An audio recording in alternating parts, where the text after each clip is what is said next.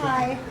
First, I just wanted to thank Jeff for including me in this book, which has a lot of meaning for me. I really like the idea of being part of a legacy of poetry books, and also just in general for the love and generosity that he, and the spirit that he puts into this community in so many different ways. This poem is about the garden that the house that I live in, and it was when I bought the house. It had a beautiful mature garden in it that had flowering trees and perennial gardens, and it was put there by an artist. And so I just feel that sense of legacy of property and the footprint that we leave behind in a community and that's part of what makes a neighborhood. Nadé's garden. This is Nadé's garden, but I live here now in the yellow house in Nadé's garden. She doesn't know, and you wouldn't know unless I told you, and I'm telling you now, in Nadé's garden is where I live.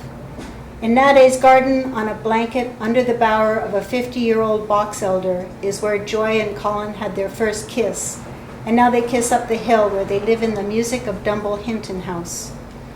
Every day on the porch, Craig, who I love, sits in his overcoat, smoking and watching Jeep, who lies in wait under the lilacs and never catches anything but shade in Nadé's garden.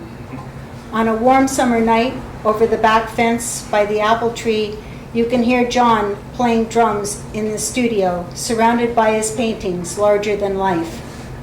Nearby, artists work with colored glass, photographs, punk music. There's a store named Circus with windows that make me think I live in Paris. Sometimes you can hear a bagpipe tattoo at the armories. Once you could ride the railroad that went to Lakefield beside the house that John Hillier built in 1850 by Nadé's garden. Catherine Parr Trail walked here, and there is Sadler and Hutchison House.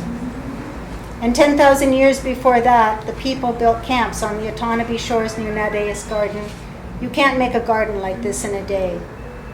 I don't know their names, but two cardinals slash red across green, and they love and we love the berries in Nadé's garden. They raise their young in the cedar hedge. Squirrels squander black walnut shells among peonies, lovage, and pale blue irises. A skunk and rabbit pass by too. On clear days, Finn rides her three-wheeler down the bike path beside the garden to the gallery, and the bike path crosses bridges, and beneath them the river curves and rushes through the Trent Severn locks to find the sea. They stroll and cycle and toke and stumble along the bike path, students, old men, drunks and lovers. Sooner or later, everyone goes by Nadé's garden. One day you'll come by and I won't be here, so I'm telling you now, and I want you to know that this is Nadé's garden.